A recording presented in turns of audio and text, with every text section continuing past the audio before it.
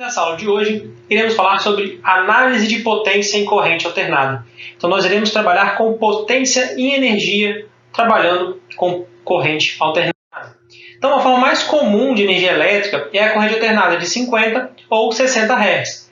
A escolha de corrente alternada e não de corrente contínua permitiu a transmissão de energia em alta tensão da usina geradora até o consumidor. Não é questão de ser ou não impossível transmitir energia em corrente contínua, porém, para eu elevar o nível de corrente contínua é muito difícil. Porque, como nós sabemos, eu só tenho indução de tensão, indução de corrente, se eu tiver variação de campo magnético. Para isso, ou eu preciso de uma corrente alternada ou pulsante. E fazer essa elevação de tensão com corrente contínua, eu tenho que pulsar essa tensão para poder ter variação de campo magnético, e fazer isso com alta potência não é tão viável assim. Quando eu tenho corrente alternada, por ela já ter esse comportamento alternado, ela já induz tensão nos transformadores. Então, através de um transformador, eu consigo pegar uma tensão de 127 volts e jogar para 13.000, uma de 13.000 jogar para 500.000. Então, é possível fazer isso apenas com o uso de transformadores. Então, nós temos a geração de energia, que é realizada na usina hidrelétrica, ou na termoelétrica, nuclear, por aí vai, ou até mesmo em painéis solares, só que nesse caso nós temos energia contínua. Eu vou alimentar um transformador que vai elevar essa tensão, e uma tensão bem alta vai transmitir em longas distâncias. Então, a transmissão é feita em longas distâncias, em tensões mais elevadas, acima de 137.000 volts, é chamado de alta tensão. A distribuição é quando essa alta tensão chega na subestação e eu vou distribuir dentro da cidade. Então, a distribuição é feita da subestação para a cidade e é feita em média tensão, por volta ali dos 13.000 volts. E o consumo vai ser dado em 127 e 220 volts. Então, todas essas etapas são feitas com transformadores. E a distribuição e o consumo, a diferença é a distribuição no poste. Quando vocês verem 3 fios na horizontal, eu tenho a distribuição de energia, que são fios em média tensão, que é 13.000 volts, são 3 fios na horizontal. Enquanto a parte de baixa tensão, que é feito o consumo, são aqueles 4 fios na vertical, onde eu tenho fase ABC e neutro. Então, a potência instantânea ela é dada por potência é igual a tensão vezes corrente. Então, se eu faço potência no tempo, vai ser igual a tensão no tempo vezes corrente no tempo. É a potência instantânea, aquele instante de tempo. Consideramos que a tensão e a corrente terminais do circuito sejam V igual a um Vm cosseno de ωt mais um θV, que é o ângulo da fonte de tensão. E o I igual a Im cosseno de ωt mais um θI, é o ângulo da corrente. Então, Vm e M são as amplitudes ou os valores de pico, e θV e θI são, respectivamente, os ângulos de fase da tensão e da corrente. Então, pegando o ângulo da corrente e embutindo aqui na tensão, para facilitar nossas contas, nós vamos ter V vai ser igual a Vm cosseno de ωt mais θV menos θI, e a corrente vai ser igual a Im cosseno de ωt. Então, a expressão para a potência instantânea vai ser potência vai ser igual a tensão vezes corrente de pico, cosseno de ωt mais θV menos θI, cosseno de ωt. Utilizando a identidade trigonométrica cosseno A cosseno B, que vai ser meio de cosseno de A menos B, mais meio de cosseno de A mais B. E expandindo a equação de potência, considerando alfa igual a ωt mais θV menos θI e beta igual a ωt, nós vamos ter que a potência vai ser igual a Vm e M dividido por 2, cosseno de θV menos θI, mais Vm e M dividido por 2, cosseno de 2ωt mais θV menos θI. Então agora nós vamos utilizar outra identidade trigonométrica, que vai ser cosseno de A mais B é igual a cosseno A cosseno B menos seno A seno B. E com isso nós vamos encontrar que a potência vai ter 3 termos. Um termo, Vm e M dividido por 2, cosseno de θV menos θI. O outro termo vai ser Vm e M dividido por 2, cosseno de θV menos θI, cosseno de 2ωt. E menos Vm e M dividido por 2, seno de θV menos θI, seno de 2ωt. A partir daquela equação de potência, nós temos o seguinte gráfico. Aqui nós temos, em contínuo escuro, a onda da corrente, e aqui nós temos em tracejado a onda da tensão. Lembrando que o ângulo de tensão vai ser 60 graus, neste caso, e da corrente 0 graus. Então, a corrente é bonitinha, um cosseno, enquanto a tensão ela tem 60 graus, então está adiantada em relação a essa corrente. Quando eu multiplico essas duas ondas, o que eu vou ter vai ser essa onda aqui atrás, maior, que indica que nós temos o valor médio diferente de zero. O valor médio de um seno é zero. Já nesse caso não, vejam, Por quê? Eu tenho um pedaço negativo menor do que o pedaço positivo. Eu tenho um valor médio nessa potência. E eu tenho pedaços onde a potência aqui vai ser positiva e pedaços onde a potência vai ser negativa. Um outro ponto para se analisar é que a frequência da potência é 2 vezes a frequência da tensão e da corrente. Veja, no tempo que a onda de corrente e tensão demora para fazer uma volta, eu tenho 2 voltas da onda de potência. Pode-se ver que a frequência da potência instantânea é o dobro da frequência da tensão ou da corrente. Observe também que a potência instantânea pode ser negativa em parte do ciclo, ainda que a rede ligada aos terminais seja passiva. Em uma rede completamente passiva, a potência negativa implica que a energia armazenada nos indutores ou capacitores está sendo extraída. Vamos lembrar que o capacitor ele vai carregar e descarregar, porque eu tenho uma corrente alternada. O mesmo vale para o indutor. O fato de a potência instantânea variar ao longo do tempo para um circuito em regime permanente senoidal explica por que alguns equipamentos acionados por motor, como os refrigeradores, vibram e exigem suportes amortecedores para evitar vibração excessiva. Então vamos falar de potência média e reativa. Nós vamos começar observando aquela equação que nós vimos anteriormente.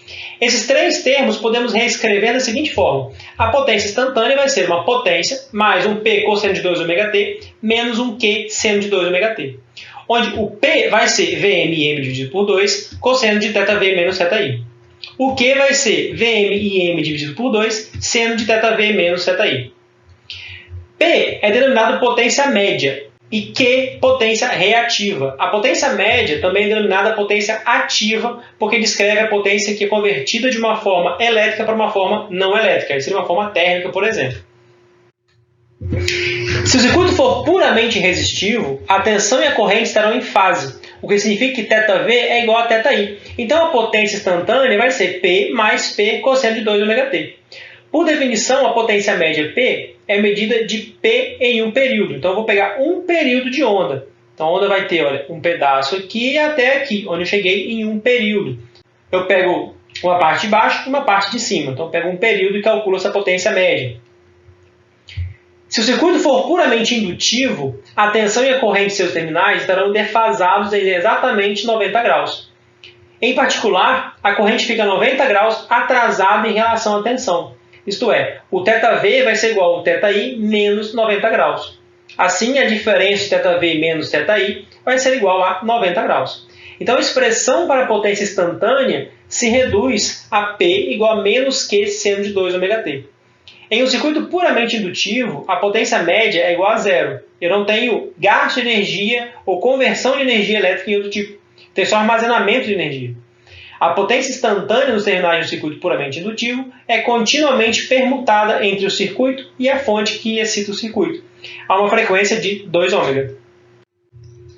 Então aqui nós temos a potência média reativa. Eu tenho puramente potência reativa, porque eu não tenho potência ativa, eu não tenho a conversão de energia elétrica em outro tipo de energia. Então uma medida de potência associada a circuitos puramente indutivos é a potência reativa. A denominação potência reativa deve-se à caracterização de um indutor como elemento reativo. Sua impedância é puramente reativa. A potência média P e a potência reativa Q têm a mesma dimensão. Para distinguir a potência média da potência reativa, usamos a unidade watt para a potência média, ou potência ativa, e a unidade var, volt-ampere reativo, ou VAR, para a potência reativa. Então, esse var não é aquela questão do futebol, é volt-ampere reativo. Considerando o gráfico da potência média com indutor, nós temos a potência ativa, ou potência média, como zero. Veja, ela oscila de positivo e negativo aqui, a média dela vai ser zero. Porém, a potência reativa, ela vai ser aqui a unidade. Eu tenho potência reativa positiva.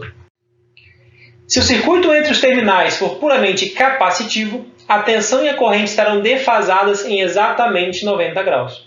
Neste caso, a corrente fica 90 graus adiantada em relação à tensão, isto é, o θv igual ao θi mais 90 graus. Assim, a diferença θv menos θi vai ser igual a menos 90 graus.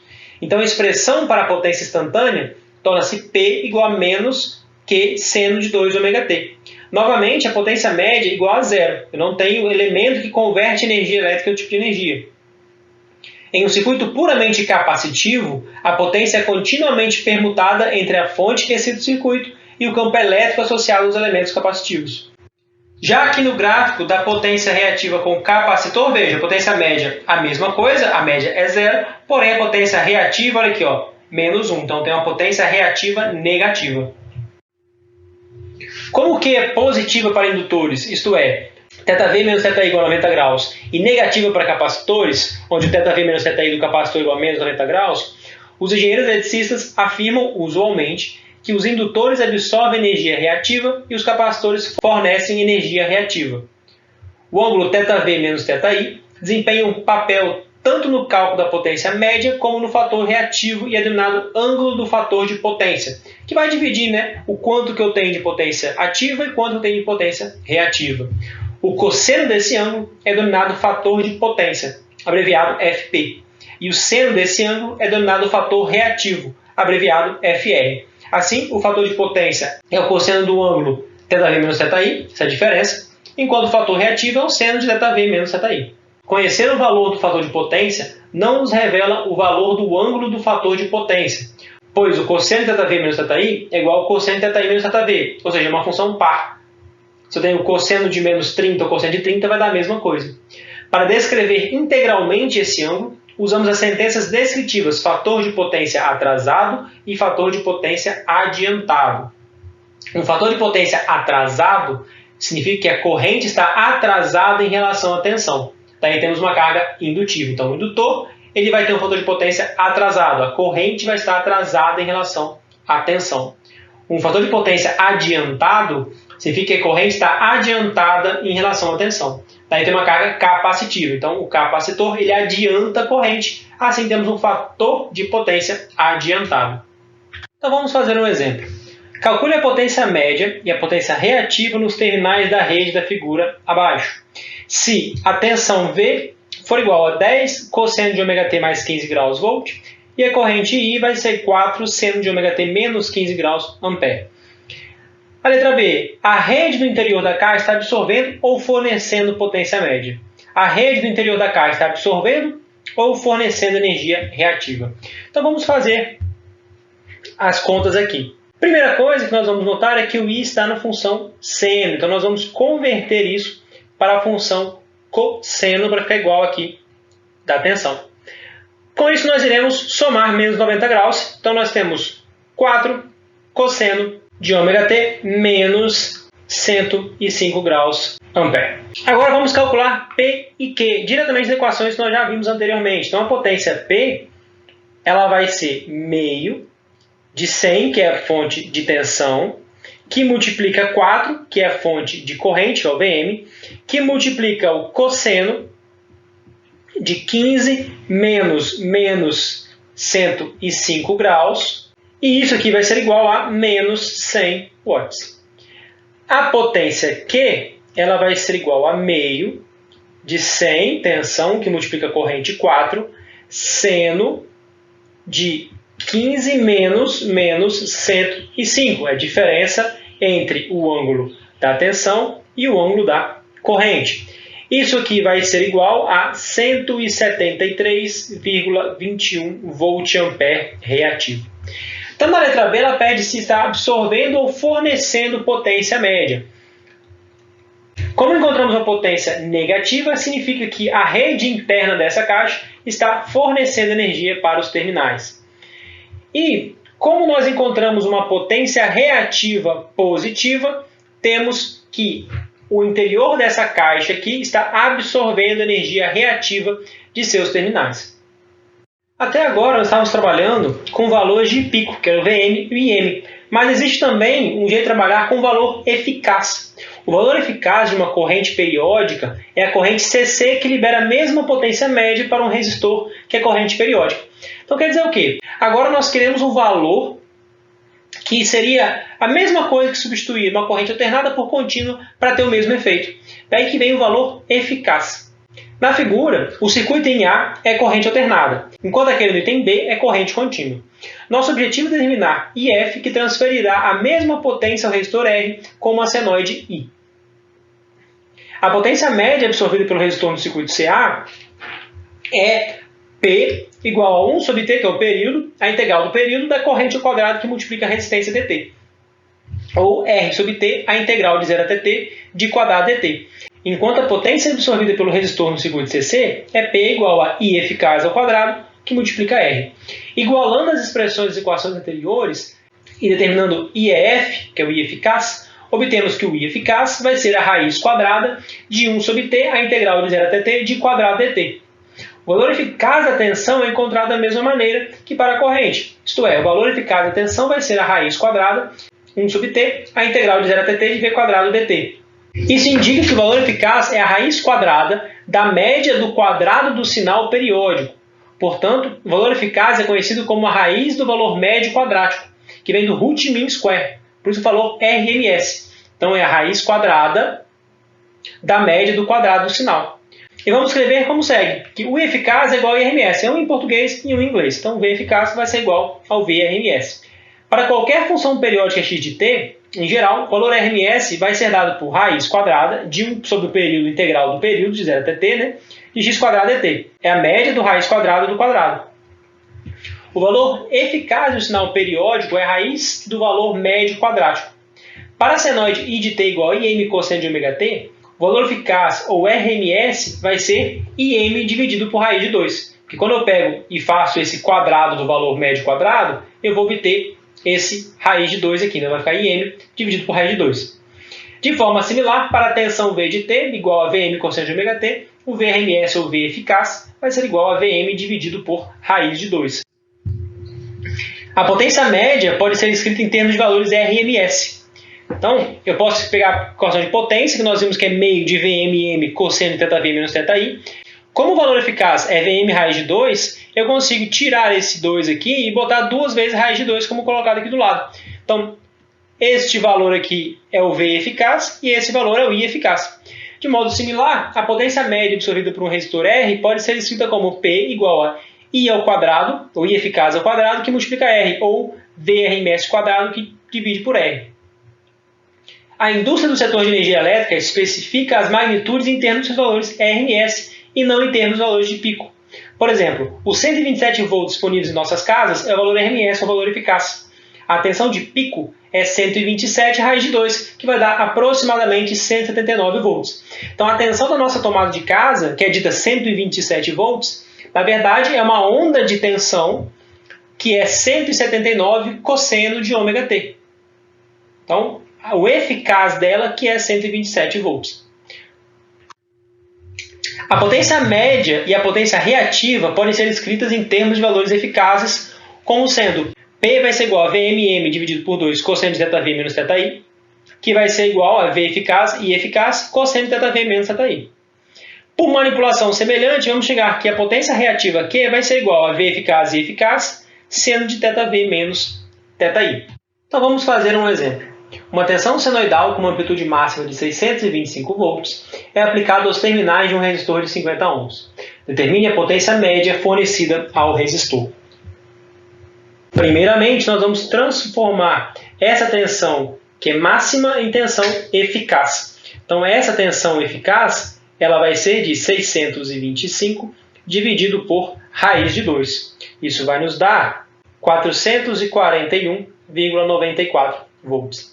Então, vou utilizar a equação de potência para encontrar a potência nesse resistor. Qual que vai ser? A mesma potência que nós utilizamos para a corrente contínua, que nós vimos alguns slides atrás, que vai ser a tensão eficaz ao quadrado dividido pela resistência. Porque eu tenho tensão e eu tenho resistência.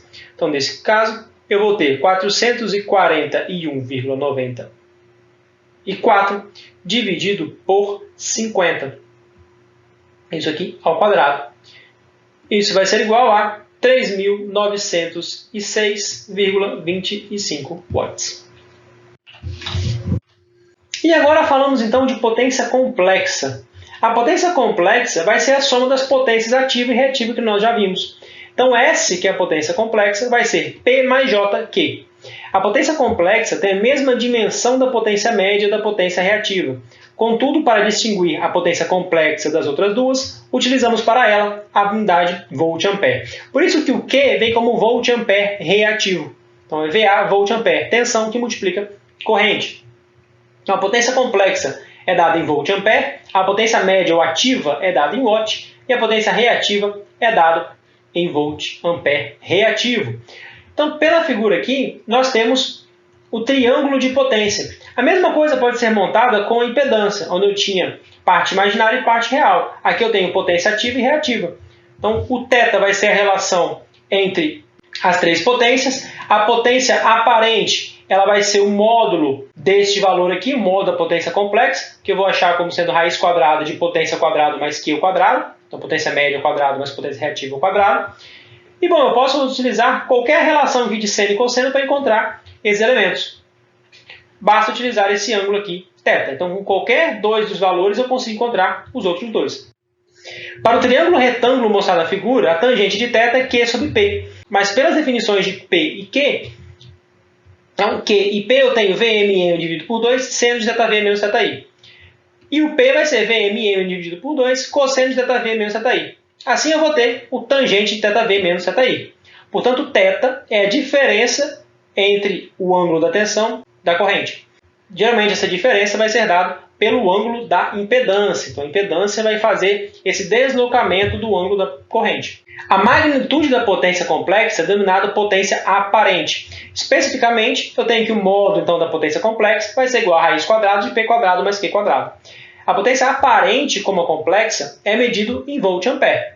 Embora a potência média represente a parcela da potência que realiza trabalho, a potência aparente representa a potência total disponível necessária para fornecer a potência média desejável. Por exemplo, em um transformador, quando for comprar ou utilizar, sempre vai ser dado em volt-ampere. Então, tenho um transformador de 1000 volt-ampere. Por quê? Eu posso utilizar 1000 watts ou eu posso utilizar 1000 volt-ampere reativo ou qualquer relação de potência ativa e reativa que esse transformador vai funcionar.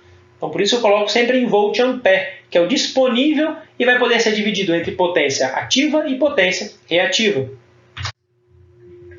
Muitos eletrodomésticos úteis, como refrigeradores, ventiladores, aparelhos de ar-condicionado, lâmpadas fluorescentes e máquinas de lavar roupa, e a maioria das cargas industriais operam com fator de potência atrasado, porque são cargas indutivas. Todo mundo tem motor ali, né?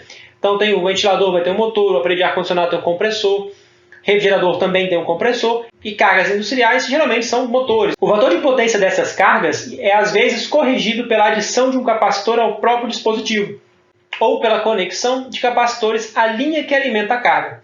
O último método é comumente utilizado para grandes cargas industriais, porque se eu tenho uma carga com fator indutivo, eu adicionando o capacitor, eu consigo cortar um pouco dessa potência reativa indutiva, que nós vimos são sinais diferentes. Por que disso? Se eu tenho excesso de carga indutiva, eu tenho um excesso de potência reativa indutivo. Isso vai fazer com que eu tenha um fator de potência muito baixo. Ou seja, eu vou ter uma potência ativa pequena em relação à minha potência aparente. Isso é ruim.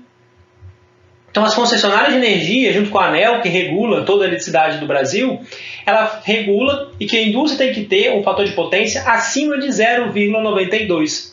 Como que eu faço isso? Se eu tenho uma carga muito indutiva, eu vou adicionar capacitores. Obviamente, eu não posso adicionar muitos capacitores, uma vez que eu posso ter um fator de potência adiantado. Então, tanto atrasado quanto adiantado, eu tenho que ter um fator de potência acima de 0,92. Idealmente, o fator de potência tem que ser 1, porque eu tenho o melhor dos mundos. Eu vou ter a menor corrente possível nos condutores, gastando menos energia neles, e eu vou ter toda a potência que eu estou utilizando como potência ativa. Eu vou conseguir neutralizar essas potências reativas. Vamos fazer um exemplo. Uma carga elétrica funciona com uma tensão eficaz de 240 volts. A carga absorve uma potência média de 8 kW, com fator de potência atrasado de 0,8. Calcule a potência complexa da carga, calcule a impedância da carga. Então nós temos que a potência P ela vai ser igual ao módulo de S cosseno θ. E a potência Q vai ser igual ao módulo de S, que é a potência aparente, seno de θ. Vamos desenhar aqui no cantinho o triângulo de potências. Então, este daqui vai ser o ângulo θ. Aqui temos o módulo de S, P e Q. Bom, desse triângulo saiu essas relações aqui. O módulo de S, analisando aqui por esse gráfico, pelo triângulo, vai ser P que divide por cosseno de θ. Então, saindo aqui dessa equação para cá. Com isso, nós temos que 8 kW dividido por 0,8 vai ser o módulo de S. Então, esse módulo de S vai ser igual a 10 kg, a unidade agora é volt-ampere. Com isso, temos que o Q, utilizando 10 kVA aqui, vai ser igual a 6 kVA reativo.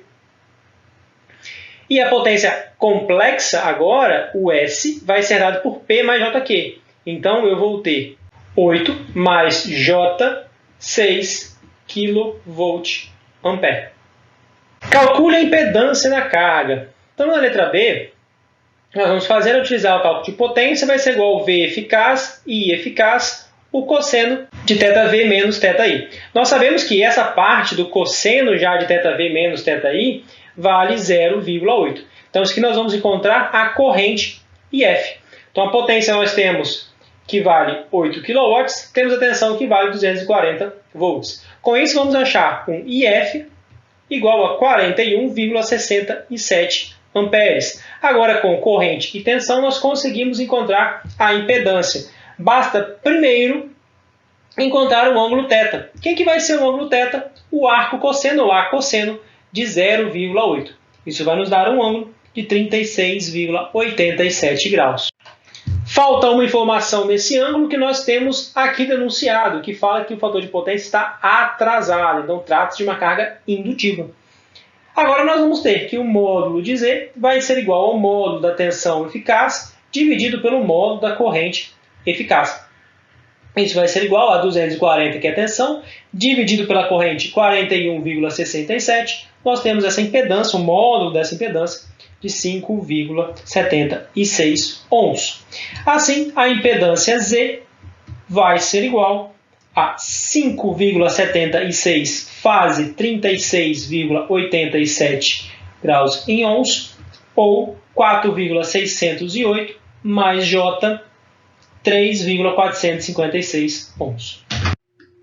Então, a potência ela é dada por VMM dividido por 2, cosseno de ΔV menos ΔI, mais o J, VMM dividido por 2, seno de ΔV menos ΔI, a parte ativa e a parte reativa. Colocar esse na forma retangular, onde eu tenho parte real e parte imaginária bem definido, em coordenadas polares, onde eu tenho meio de VMM, fase ΔV menos ΔI. Se usarmos os valores eficazes da tensão e correntes senoidais, a equação vai se tornar, então, S, que é a potência complexa, vai ser igual a VF e F, fase de ΔV menos ΔI. Se os fatores de corrente e tensão forem conhecidos, a potência complexa associada a esse par ou é a metade do produto entre a tensão e o conjugado da corrente, ou é o produto entre o fasor tensão eficaz e o conjugado do fasor corrente eficaz. Então, veja, trabalhando com o eficaz, nós temos a mesma coisa que se fosse corrente contínua. Obviamente, aqui temos a fase a mais quando trabalhamos com corrente alternada. Podemos mostrar isso para a tensão e a corrente da seguinte maneira. A potência complexa é VFF fase ΔV menos ΔI. Então, passando essa fase por E elevado a J ΔV menos ΔI, nós vamos poder separar esse exponente, né, onde eu tenho a parte de ΔV e a parte de ΔI. E vejam aqui que eu tenho o sinal negativo da fase da corrente, ou seja, estou falando do complexo conjugado. Então, a potência complexa vai ser o fasor V eficaz, que multiplica o fasor corrente eficaz conjugado. Então, vou mudar aqui o sinal da fase.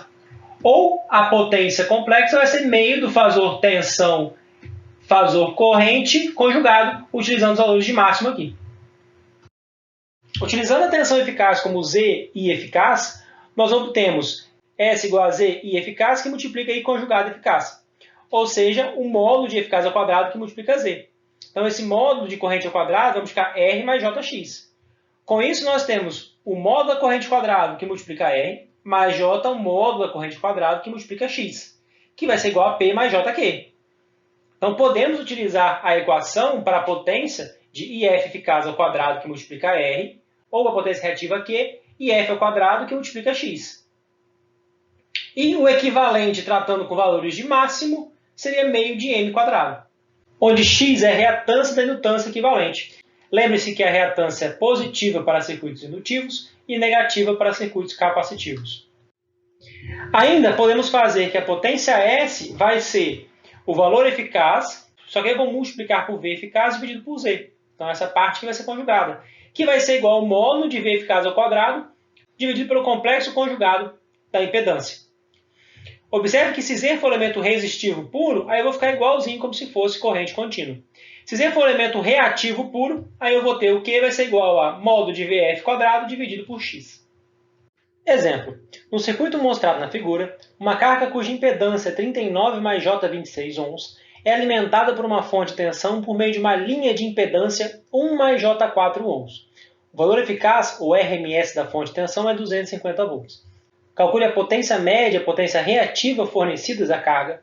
Calcule a potência média e a potência reativa fornecidas à linha. Calcule a potência média e a potência reativa fornecidas pela fonte. No circuito, nós temos uma parte referente à fonte, que é daqui para a esquerda. Temos a linha onde essa impedância compõe a linha, que leva a energia da fonte até a carga, onde nós temos essa impedância aqui. Pede para calcular a corrente IL e a tensão VL de carga. Bom, a corrente aqui é a mesma em todo mundo, porque trata-se de um circuito série. Dessa forma, nós iremos calcular essa corrente de linha como sendo a tensão, 250 fase 0 graus, dividido pela soma das impedâncias, tanto de linha quanto de carga. Então, nós vamos utilizar 40 mais J30. Então, 26 mais 4, temos J30, 39 mais 1, 40. Com isso, esta corrente vai ser 4 menos J3, ou seja, 5 fase menos 36,87 graus em ampere. Bom, essa é a letra A. Pede ainda a tensão VL de carga. Para encontrar a tensão da carga, o que eu vou fazer? Multiplicar essa corrente que nós encontramos pela impedância da carga. Então, nós temos 39 mais J26, que multiplica a corrente IL. Isso vai nos dar 234 menos J13. Ou, colocando em coordenadas polares, em forma fasorial, nós temos 234,36 fase menos 3,18 graus em volt eficaz. Agora pede a potência média e a potência reativa fornecidas à carga. Então a potência S ela vai ser igual ao VL e L conjugado. Então com isso nós temos 234 menos J13, que multiplica 4 mais J3. Lembrando, nós podíamos utilizar também a corrente ao quadrado que multiplica a impedância sem problema algum. Então, essa impedância, essa potência complexa vai ser de 975 mais J650 volt-ampere. Com isso, temos este carinha como sendo a potência P e este carinha como sendo a potência Q. Na letra C, pede a potência média e a potência reativa fornecidas à linha. Então, aqui nós vamos utilizar, bom, essa é a letra B, na letra C, aqui nós vamos utilizar a potência, vai ser igual a 5 quadrado, que multiplica 1, isso vai ser igual a 25 volts. Onde vem esse 5 quadrado? Isso daqui é a corrente, é o módulo da corrente ao quadrado. E esse 1 é quem? É a parte da resistência da nossa linha. A nossa linha é 1 mais J4. Então, essa é a parte da resistência da nossa linha. Então, a potência Q vai ser 5 quadrado, que multiplica 4.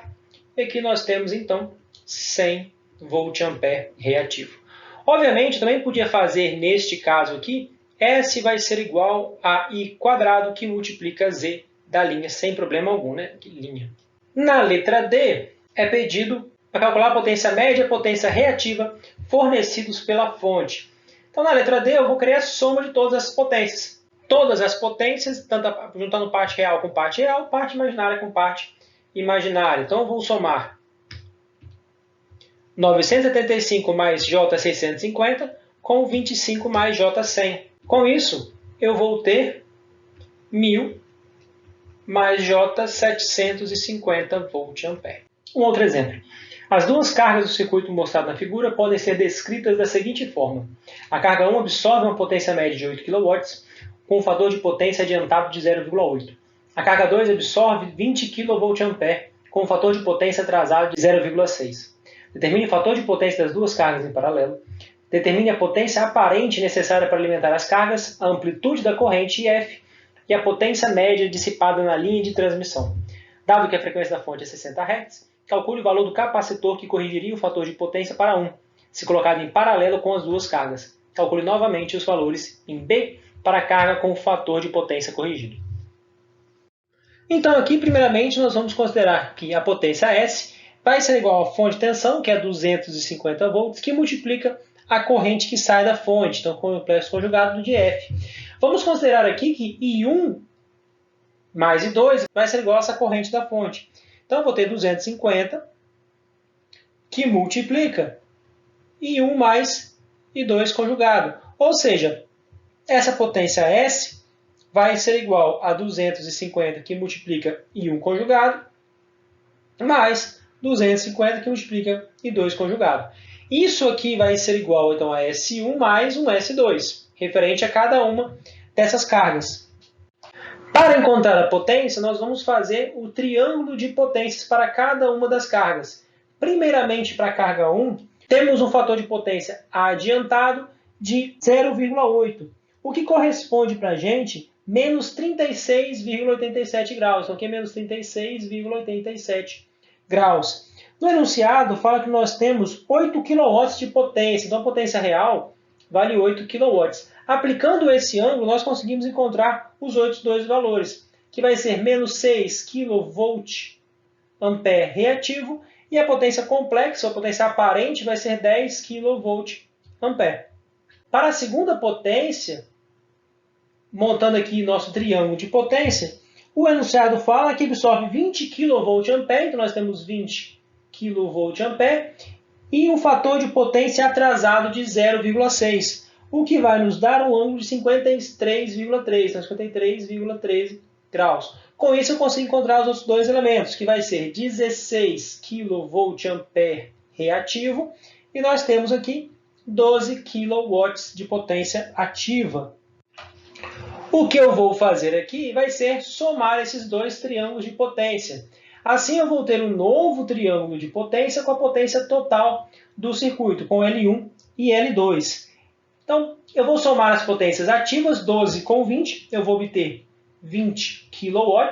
Eu não vou somar direto os ângulos, obviamente, o que eu vou fazer vai ser somar as potências ativas e agora as reativas.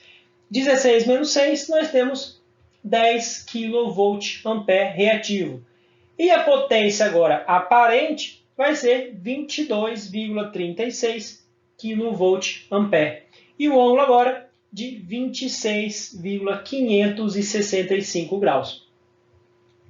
Com isso, conseguimos encontrar a potência total S1 e S2. Agora, a corrente da fonte IF, então o IF conjugado, vai ser igual à potência total, que vai ser 20 kW mais 10 kVA reativo. Então, nós temos 20 kg mais J 10 kg dividido por 250. Essa corrente vai ser 80 mais J 40, isso em ampere. Convertendo isso para coordenadas polares, é o fasor da corrente, e tirando o conjugado, nós temos que o IF vai ser igual a 80 menos J 40, que vai ser igual a 89,44, fase menos 26,57 graus em ampere. Calculando o fator de potência da carga total, o que nós vamos fazer vai ser pegar o cosseno deste ângulo aqui. O cosseno de 26,565 graus, ele vai ser igual a 0,8944, e isso vai ser igual ao fator de potência. Só que neste caso ele vai estar atrasado, porque nós temos aqui positivo, então nós temos um fator de potência atrasado. Ele tem mais parte indutiva do que capacitiva. Na letra B, vamos começar encontrando a potência aparente S. Ela vai ser um módulo aqui de 20 kW mais 10 kVA reativo, que já encontramos que vale 22,36 kVA.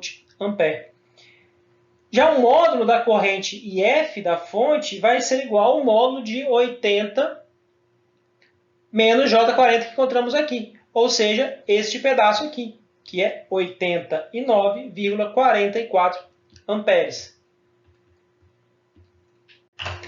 Agora, a potência média dissipada na linha de transmissão é aquela perdida por essa resistência aqui, é dissipada por esta resistência marcada aqui em cima.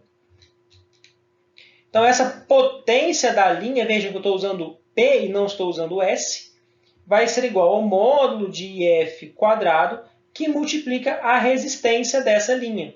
Isso vai ser igual, então, a 89,44, que multiplica 0,05. Com isso, temos 400 watts. Então, agora na letra C, o que eu tenho que fazer é encontrar o valor do capacitor para transformar esse fator de potência para a unidade.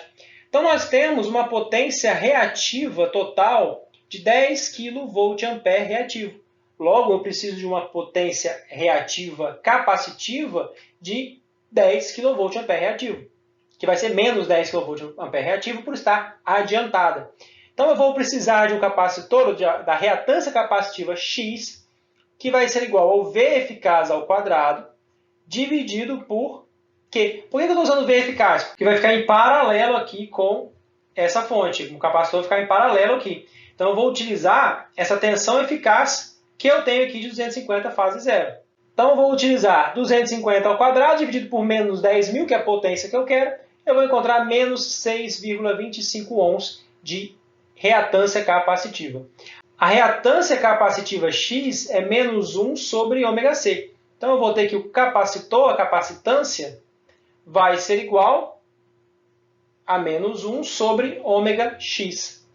O valor de ômega é 376,99, enquanto X nós encontramos aqui do lado. Vamos encontrar uma capacitância de 424,4 microfarad. Como eu tinha um triângulo de potência desse formato, onde eu tinha aqui 10 kVA reativo e aqui eu tenho 20 kW, no momento que eu adicionar este capacitor aqui na carga, eu vou ter essa carga de potência reativa capacitiva que vai cortar com essa parte aqui da potência reativa indutiva. Então, o novo triângulo de potência vai ser uma reta de 20 kW. Qual que vai ser a potência aparente? Vai ser igual à potência ativa, a potência média, que vai ser igual a 20 kW. O que vai acontecer com a corrente? O módulo da corrente da fonte vai ser igual a esses 20 kW dividido por 250, ou seja, 80 amperes. Ainda a potência da linha vai ser igual a corrente F quadrado que multiplica o R da linha, que vai ser igual a 320 watts. Vejam que anteriormente eu tinha encontrado este valor aqui de 400 watts, ou seja, diminuiu a corrente que passa nos condutores e fez com que eu economizasse energia aqui nesses condutores. Por isso que é importante a regulação do fator de potência, porque assim eu vou gastar menos energia nos condutores. Isso é o motivo porque as concessionárias de energia monitoram esses valores nas indústrias, porque as indústrias são grandes consumidores de energia. No momento que eu monitoro esse fator de potência, se eu tenho um fator de potência muito baixo, quer dizer que eu tenho muita corrente passando nos condutores, e dessa corrente passando nos condutores, boa parte dela não é ativa, não realiza trabalho. Vai ser só de carga e descarga de elementos indutivos e capacitivos. Por isso que ao corrigir o fator de potência, ao obrigar que os consumidores corrijam o fator de potência, ele consegue manter uma melhor qualidade da energia que passa na linha e, obviamente, vai ter menos desperdício. E nossa conta de energia não vai ser tão mais cara assim. Bom, pelo menos deveria. Então vamos falar da máxima transferência de potência. Devemos determinar a impedância da carga ZL que possibilita o fornecimento de máxima potência média aos terminais de A e B. Para máxima transferência de potência média, ZL deve ser igual ao conjugado da impedância Thevenin. Isso é, o ZL vai ter que ser igual ao ZL Thevenin conjugado. Deduzimos a equação anterior pela simples aplicação do cálculo elementar. Começamos expressando o Z de Thevenin e ZL em forma retangular. Como estamos fazendo um cálculo de potência média, admitimos que a amplitude da tensão de Thevenin seja expressa em termos do seu valor eficaz. Além disso, usamos a tensão de Thevenin como fasor de referência. Então, pela figura, o valor de eficácia da corrente carga I vai ser o V de Thevenin dividido por R de Thevenin mais RL mais Jx de Thevenin mais XL. É a corrente de um circuito equivalente Thevenin com duas impedâncias. A potência média fornecida à carga é P igual a I quadrado que multiplica RL.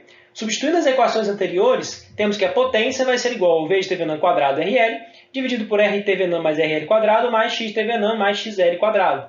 Portanto, para maximizar P, devemos determinar os valores de RL e XL, para os quais a derivada parcial da potência por RL e a derivada parcial da potência por XL sejam iguais a zero. Pela equação anterior, tirando essas derivadas parciais, nós encontramos essas duas equações. Com isso, nós vamos descobrir que ΔP e ΔXL é igual a zero quando XL vai ser igual a menos x de TVNAM.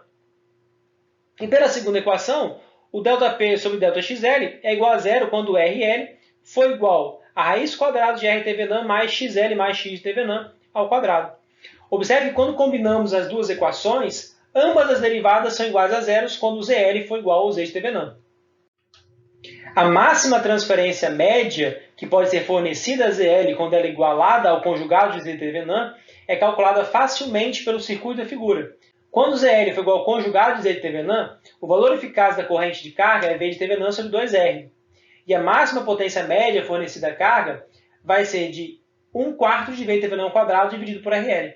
Se a tensão de TVNAM for expressa em termos de sua amplitude máxima em vez de sua amplitude eficaz, esta equação vai se tornar P máximo vai ser igual a 1/8 sobre V máximo ao quadrado dividido por RL. A máxima potência média só pode ser fornecida a ZL se esta puder ser igualada ao conjugado de Z de TVNAM. Há situações em que isso não é possível.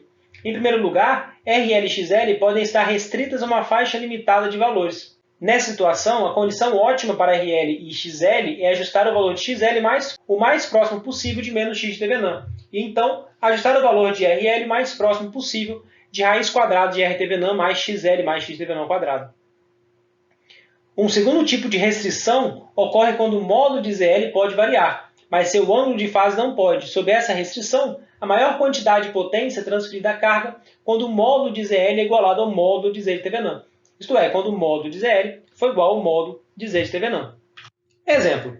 Para o circuito mostrado na figura, determine a impedância ZL que possibilite a máxima transferência de potência média a essa impedância. Qual é a máxima transferência de potência média para a impedância de carga determinada em A? Então aqui, primeiramente, nós vamos encontrar o circuito equivalente de TVNAM. Só que antes disso ainda, vamos transformar esse conjunto aqui fazendo transformações de fonte. Assim nós conseguimos reduzir essa parte. Primeira coisa, vamos transformar essa fonte de tensão e esse resistor de 5 ohms em uma fonte corrente em paralelo com o resistor. Então nós vamos desenhar aqui uma fonte de corrente e nós temos um resistor aqui em paralelo com outro resistor. Qual é o valor da fonte? 20 dividido por 5. 4 amperes. Então 5 ohms aqui e 20 ohms aqui.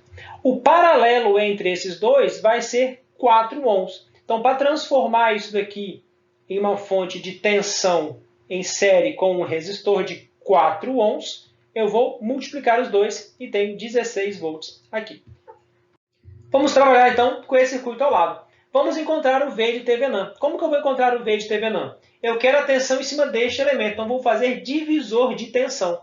Então, temos 16 fase 0 graus, dividido por 4 mais J3 menos J6, que multiplica menos J6.